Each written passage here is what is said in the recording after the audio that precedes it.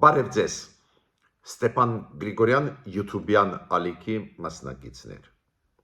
Ողջունում եմ ձեզ բոլորիդ։ Այսօր ապրիլի 1-ն է։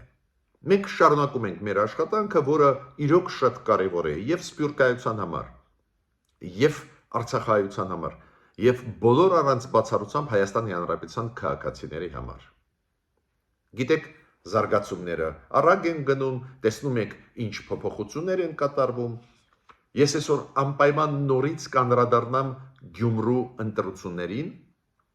քանի որ ստեղ կան զարգացումներ, բացի դրանից Գյումրու ընտրությունների հետևանքների մասին անհրաժեշտ է հիմա խոսել, նաև կխոսեմ նրա մասին, ինչքանով adekvat է ընկալում գործող իշխանությունները, գործող իշխող ուժը ԿՊ-ն այն զարգացումներին, որոնք այն փառակարում եւ Գյումրիում, ակնհայտ է, որ բավական ծանր անցան այս ընտրությունները ԿՊ-ի համար, քաղաքապայմանագրի համար, իշխող ուժի համար, փառակարում ուղակի պարտվեցին, Գյումրիում անորոշ բարդ վիճակ է, զարմանալիորեն Մարտուն Գրիգորյանը, որը իրան ներկայացնում էր որպես ընդդիմադիր, դեռ չի հայտարարում ոչ մի բան, չի հայտարարում, որ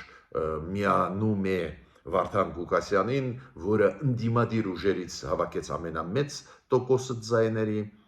շատ զարմանալի է։ Դրա մասին ես անպայման կխոսեմ, ես նույնիսկ չեմ բացառում, որ այ հիմա, երբ որ գնում է մեր եթերը, հիմա ինչ որ Մարտուն Գրիգորյանը ինչ որ բան հայտարարի, բայց այնուամենայնիվ շատ զարմանալի է, որ 1.5 օր ընտրության արդյունքների ամփոփումից հետո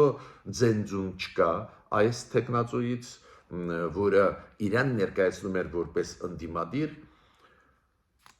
ինչ պետք է անեն իշխանությունները, ինչ եզրակացությունների պետք է գան, ես անպայման կխոսեմ, բայց միջ այդ մի քանի խոսք ես կասեմ Տրամպի մասին, Տրամպի հայտարարության մասին, որ ինքը պատրաստ է երրորդ անգամ գնալ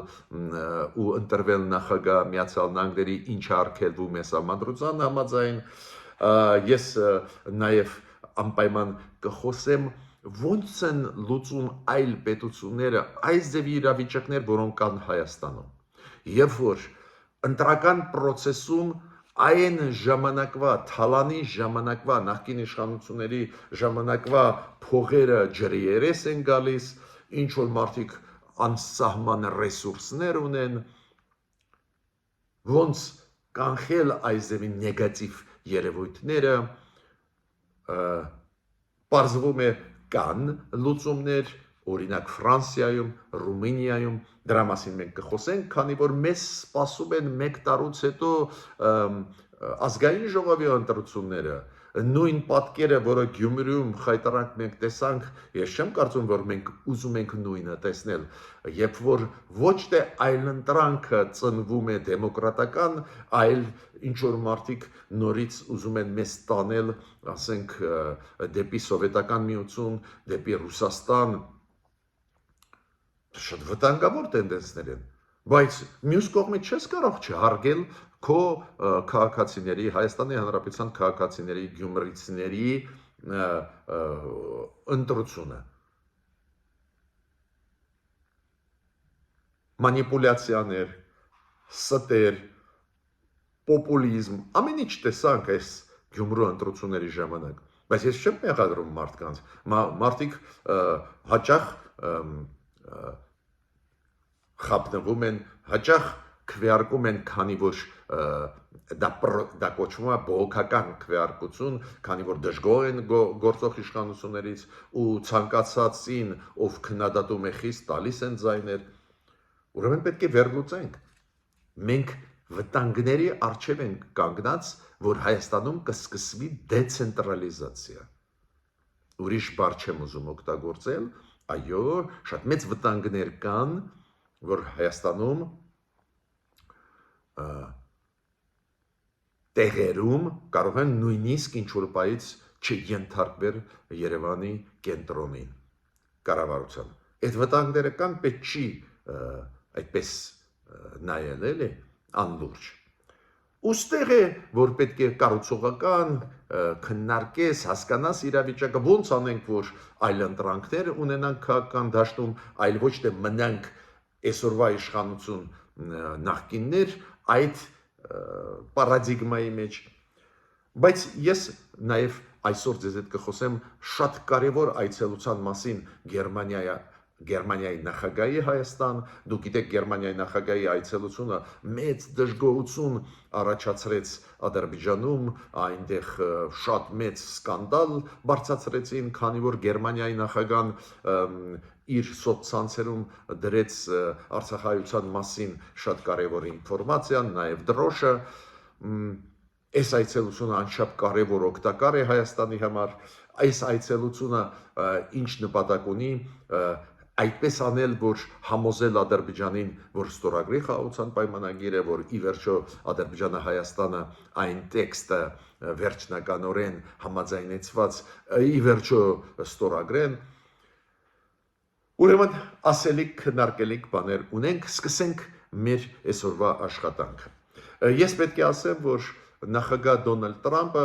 իրոք սիրում է այդպես անսպասելի բաներ ասել, անել անսպասելի որոշումներ, որոնք իրոք ցնցման մեջ են պահում գրեթե ամբողջ աշխարհը։ Նու էսա Դոնալդ Տրամպին ամերիկացիները ընտրեցին։ Հիմա Դոնալդ Տրամպը ինչ ասում է, որ ես կատակ չեմ արել 3-4 օրը, երբ որ խոսում էի դրա մասին, որ կարող եմ երրորդ անգամ ընտրվել։ Ու բարձր լրագրողները իրան հարց տվեցին, սահմանադրության համաձայն դա արգելվում է, դուք երկու անգամ այս երկրորդ անգամ ընտրվել եք, երրորդ անգամ չեք կարող ընտրվել, ինքը ասում է շրջանցել կարելի է։ Նույնիսկ մեխանիզմներից մեկը ակնարկեց, ասեց Վենսը իմ փոխնախագահան կառաջադրվի մյուս ընտրությունների ժամանակ, կընտրվի ու հետո կզիջի ինձ այդ պաշտոնը։ Հիմա կարծես թե լուրջ պետք չի դա ընդունել, բայց մյուս կողմից Դոնալդ Տրամպը ասում է դուք լուրջ ընդունեք իմ ասածը։ Մյուսը Դոնալդ Տրամպը միաժամանակ հասկացավ, որ Իլոն Մասկը գլխացավանք է իր համար, ինքը ասեց մենք հրավիրեցինք Իլոն Մասկին, տվեցինք շատ կարևոր ոլորտ ստուգել էֆեկտիվությունը պետական ապարատի, պետական ինստիտուտների, կառավարության ու ինքը 130 օր կաշխատի, հետո ինքը կվերադառնա իր բիզնես, ինչու դա ասեց Դոնալդ Տրամպը, ես ուզում եմ զգուշացնել, դա կապված է նրա հետ, որ Իլոն Մասկի վարած քաղաքականության հետ ներսում Միացյալ Նահանգների լրջագույն դժգոհություն կա։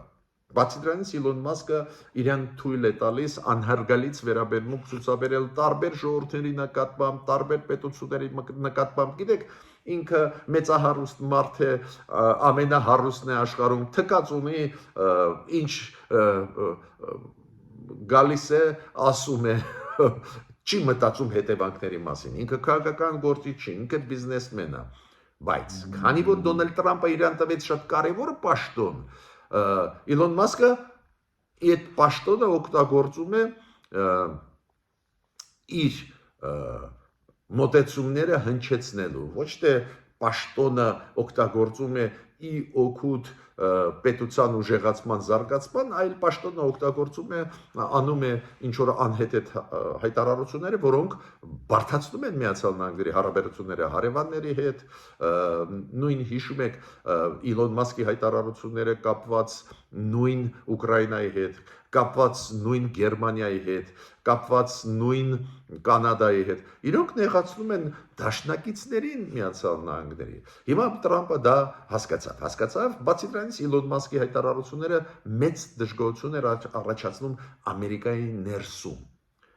Ռեյտինգը Տրամպի անկում է ապրում, ինքը դա հասկացավ ու ակնարկարեց, որ Իլոն Մասկը երկար չի մնա իր պաշտոնում։ Մինչդեռ այս վարչությունը, որը ստեղծեց Տրամպը, ստուգելու էֆեկտիվությունը պետական ինստիտուտների աշխատանքի, շատ կարևոր վարչություն էր։ Ուղղակի Իլոն Մասկը այն դեմքը չի, որ դրանով պետք է զբաղվել։ Ես պետք է ասեմ, որ շատ լավ ու ճիշտ նկատեց Զելենսկին, Ուկրաինայի նախագահան։ Ինքը ասեց, որ Կրեմլը, Պուտինը բացայց սկսեցին ծաղրել Միացյալ Նահանգներին, ծաղրել Արևմուտքը։ Իրոք այդպես է, պատկերացնում եք շատ լուրջ Պեսկով ասում է, որ Պուտինը բաց է երկխոսանը Տրամպի հետ, կոնտակտները դեմ չի եւ այլ, միջդեռ մենք տեսնում ենք ոնց Ռուսաստանը անտեսում է Ամերիկայի ցանկությունը դադարեցնել պատերազմական գործողությունները։ Պուտինը բարձրացնում է ուղղակի անհեթեթ հարցեր ու դրանով ծաղրում է Տրամպին։ Պատկերացնում եք, Տրամպը ասում է Պուտին զինադադարին համաձայն ես, Զելենսկին ասում է համաձայն են, Պուտինը տանում բերում է։ Իբր համաձայնվեցին չկարակել, չոչնչացնել էներգետիկայի ինֆրաստրուկտուրան, բայց Պուտինը դա անում է։ Փաստորեն ինքը Տրամպին ծանր վիճակի մեջ է դնում։ Հիմա պետդեպարտամենտը ստիպված էր հայտարարել, որ այն Պուտինի առաջարկը, որ Ուկրաինան պետք է լինի ՄԱԿ-ի վերահսկողության տակ, կառավարման տակ, քանի որ Ուկրաինային ոչ իշխանություն կա, ոչ լեգիտիմ, ոչ սահմանադրություն,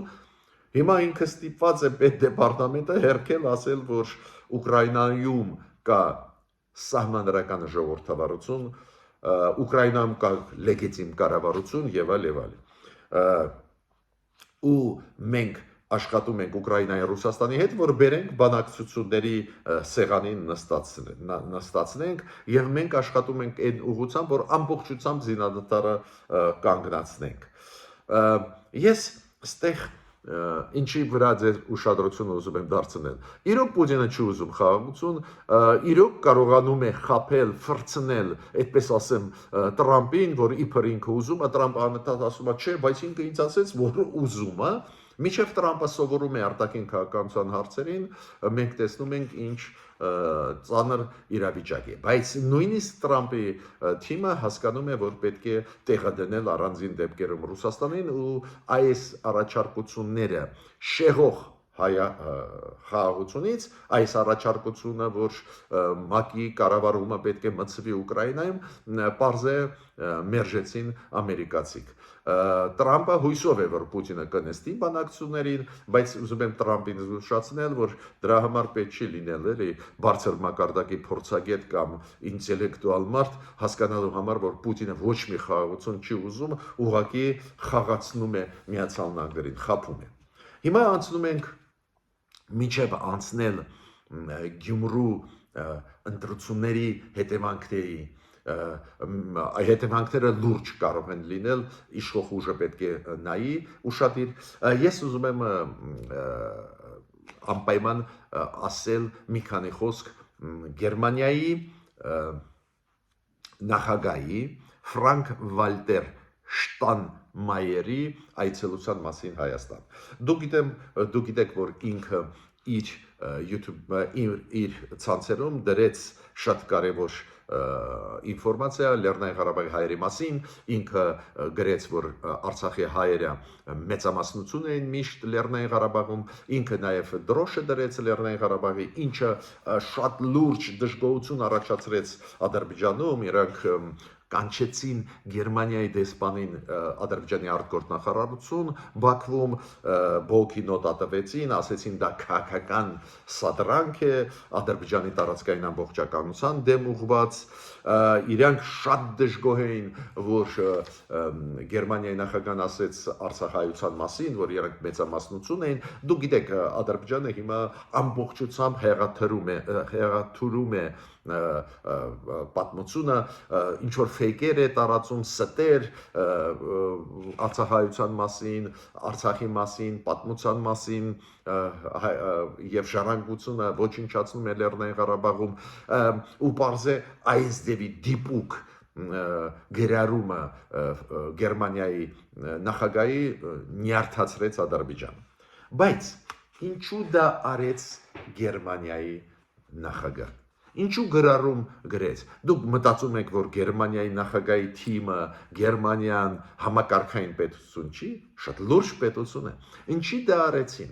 Այդ դա ձև է ճնշել Ադրբեջանին, ձև է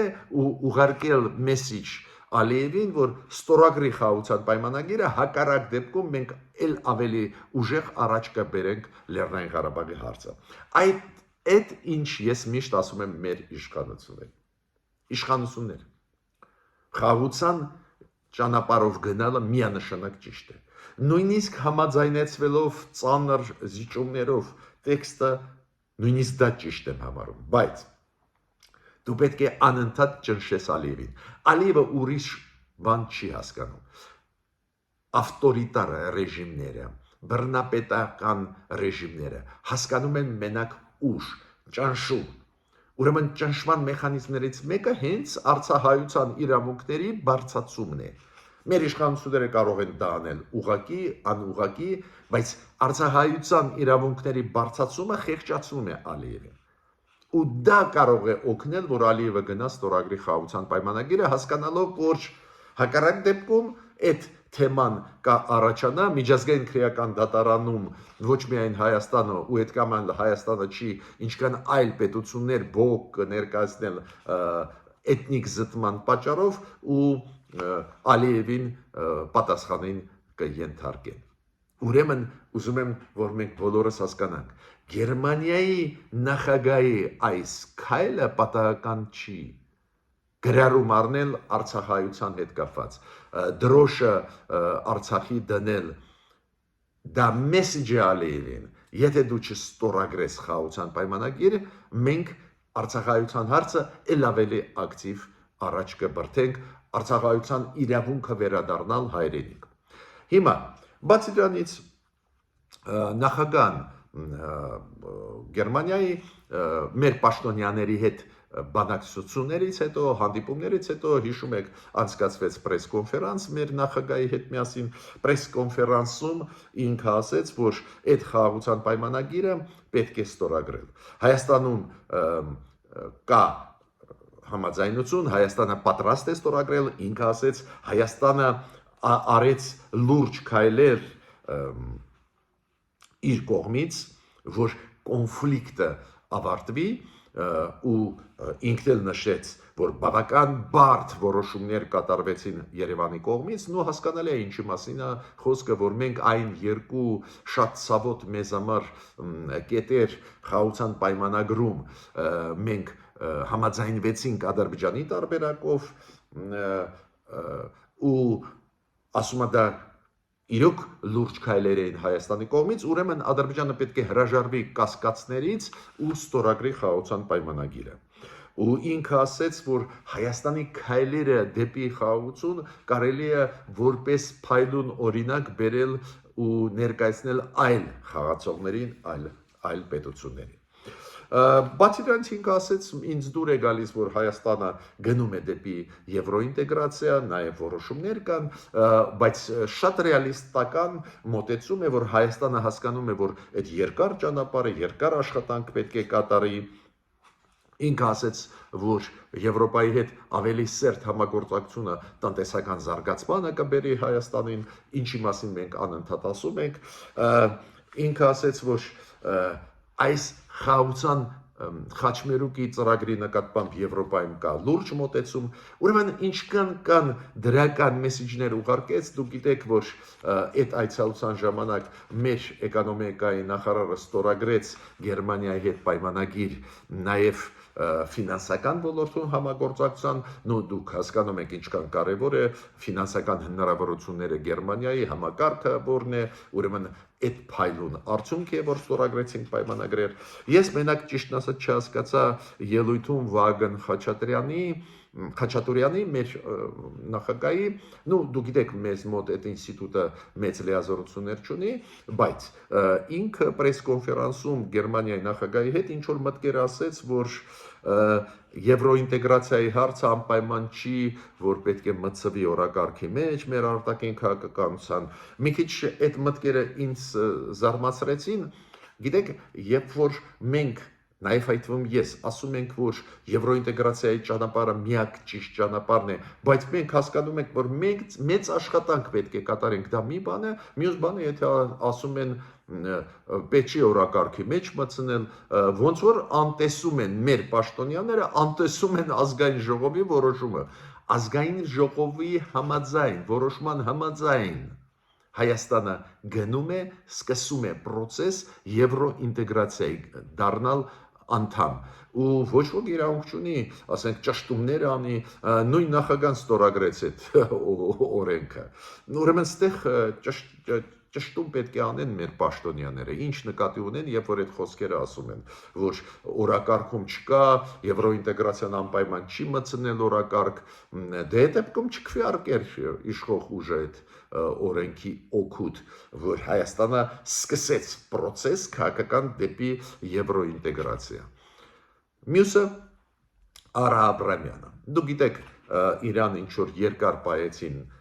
մեր օդանավակայանում, սահմանապահները ստուգումներ արեցին, հետո թողեցին, որ մտնի Երևան։ Գիտեք, իր խոսալուց հետո ես հասկացա, որ սխալ արեցին, չպետք է թողնեին, որ մտնի Հայաստան։ Ուրեմն Արա Աբրամյանը խոսեց նրա մասին, գոված իր ծրագրերը, ռեկլամ արեց, ես եմ անում, են անում, շատ լավ, եթե անում է։ Բայց ասեց ես այն մարդկանց, ովքեր հիմա հայեր գտնվում են, նաև Արցախայցան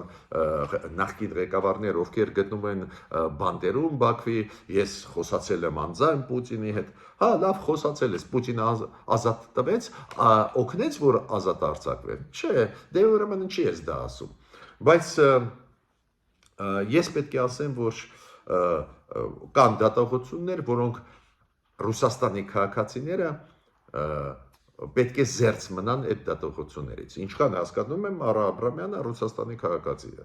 Ինքը խոսեց նրա մասին, որ Հայաստանին ոչ մի անելիք չունի Հայաստանը Եվրոմիությունում, այդ որտեղից դատողություն արեցիք, որ անելիք չունի։ Հայաստանը գնում է դեպի Եվրոմիություն, Հայաստանի ազգային ժողովը բարձրագույն մարմինը ընդունեց այդ որոշումը ու կառավարությունը ընդունեց որոշումը, շատերը մոռանում են մեր կառավարությունը այս տարվա մոտավորապես հունվարի 9-ին թե 10-ին հիշում եք կառավարության նիստը Նիկոլ Փաշինյանը ասեց մենք ընդունում ենք որոշում գնալ դեպի եվրոինտեգրացիա, դեպի անդամակցություն։ Ավելի ուշ դուք գիտեք ազգային ժողովը ընդունեց այդ օրենքը։ Ուրեմն տարբեր մարդիկ տարբեր կարծիքներ պետք է ունենան, բայց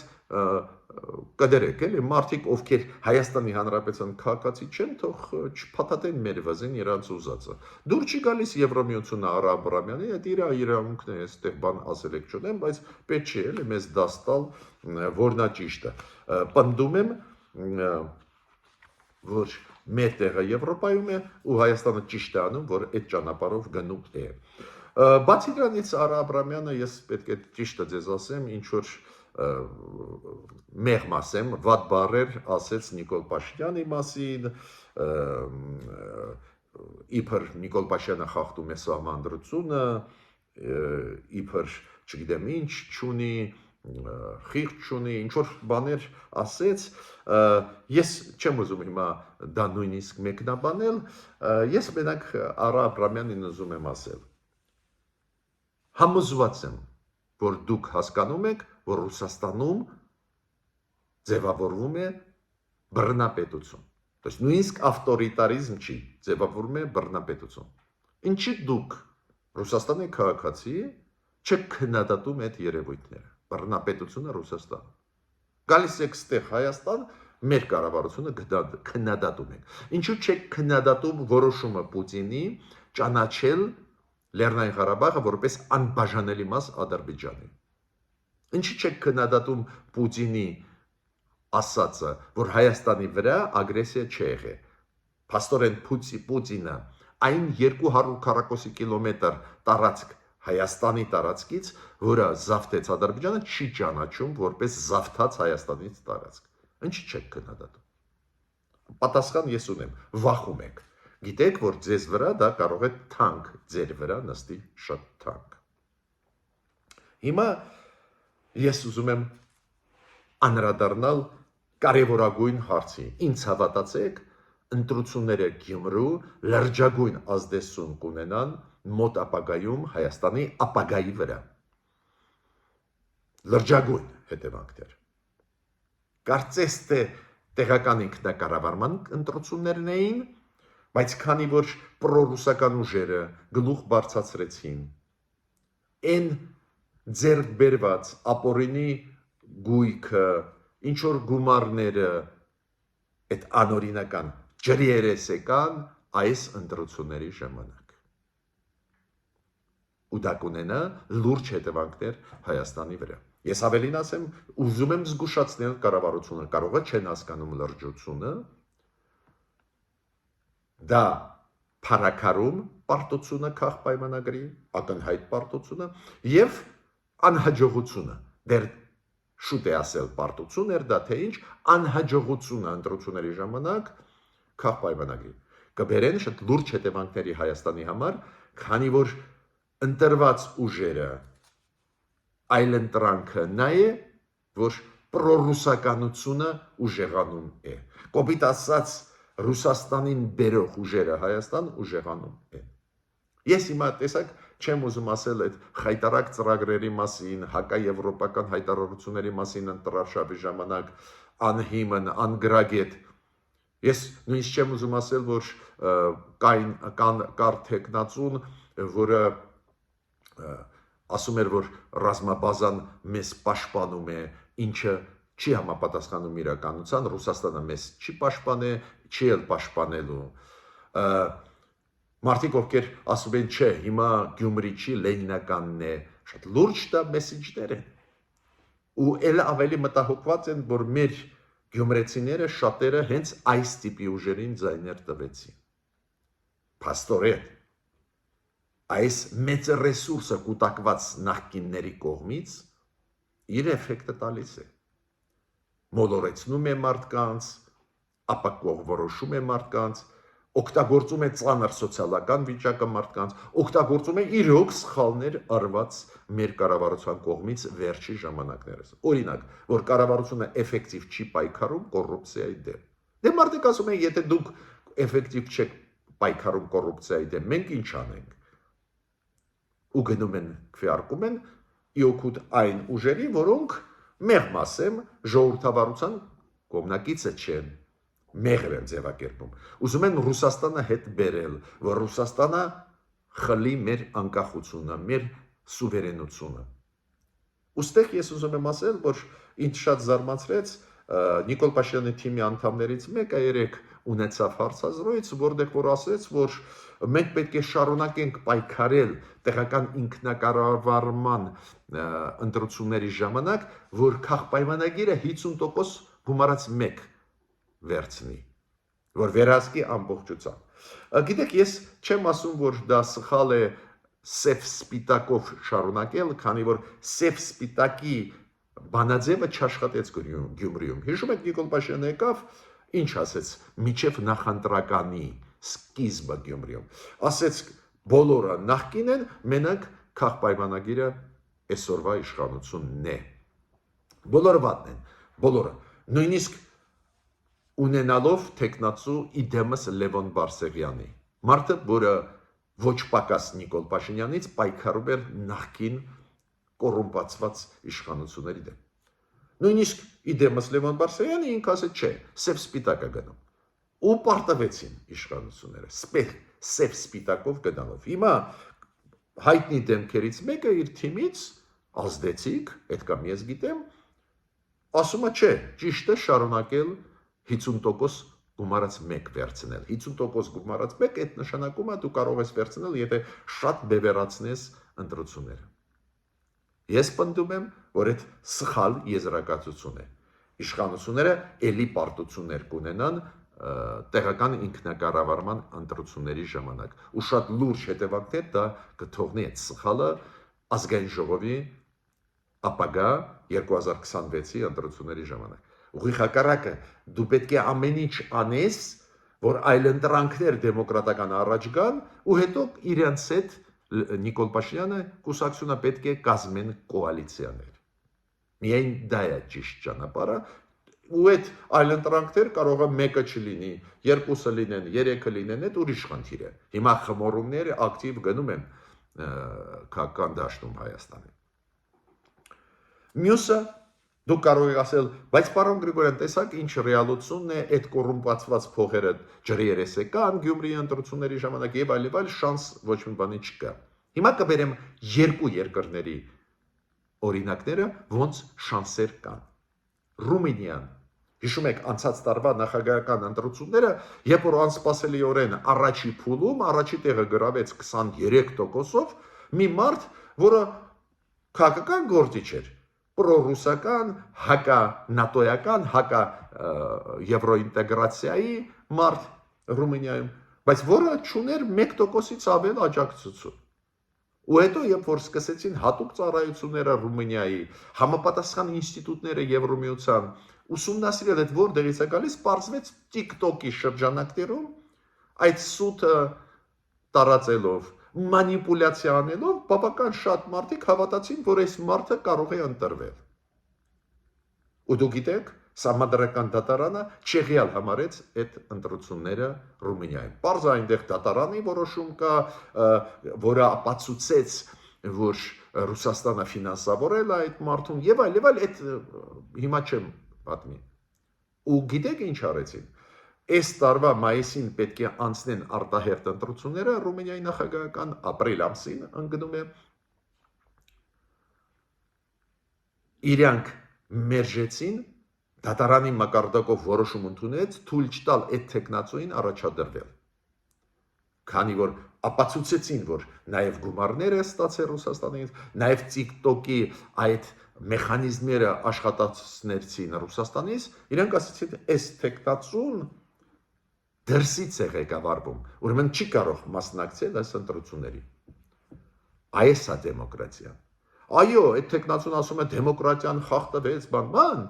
բայց դրսից ղեկավարվող ընտրական process չպետք է լինի Հայաստանում։ Բայց մենք հիմա երեխա չենք ձեզ հետ, Գյումրիում դա տեսանք։ Մասամբ դրսից ղեկավարվող process մենք տեսանք։ Ռուսաստանի ակնհայտ է դա։ Ոչ միայն նախկինների կողմից ղեկավարվող ուժեր կային Գյումրիում, նաև դրսից։ Հիմա աշխարհում կան մեխանիզմներ։ Ֆրանսիան ամենավառ նոր օրինակը։ Այս Ֆրանսիայի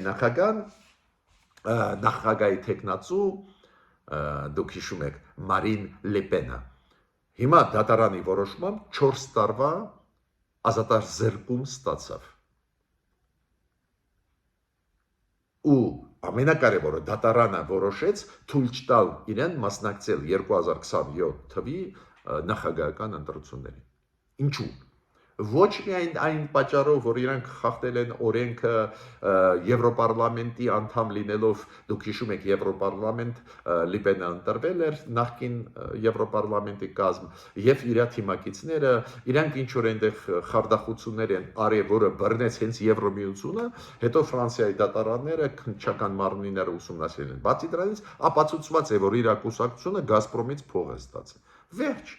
ընդունեցին որոշում, ազատեցին քաղաքական դաշտը կոռումպացված մարդկանց, պրոռուսական մարդկանց, ու Ռուսաստանի հետ գործ ունեցողը պարզա նաև կոռումպացված է։ Ինչը Նիկոլ Փաշինյանը չարեց, ցավում եմ դա, ու հիմա դա աշխատեց հենց իր դեմ, իր թիմի դեմ, քանի որ այդ փողերը ջրի երաս դուրս եկան։ Բայց ես նաև Գյումրու հետ կապված մեկ բանի մասին ուզում եմ ասել։ Այսօր հիմա գնում է իմ հաղորդումը, ես ինչքան գիտեմ, Մարտուն Գրիգորյանը չհայտարարեց, որ միանում է Վարդան Ղուկասյանին։ Դուք գիտեք, այս ընտրությունների ժամանակ քաղ պայմանագիրը առաջի տեղը զբաղեցրեց 36%-ից մի քիչ ավել ստանալով քաղ պայմանագիրը Սարիկ Մինասյանը, տեխնացու։ Մյուս 4 ուժերը, որոնք մտան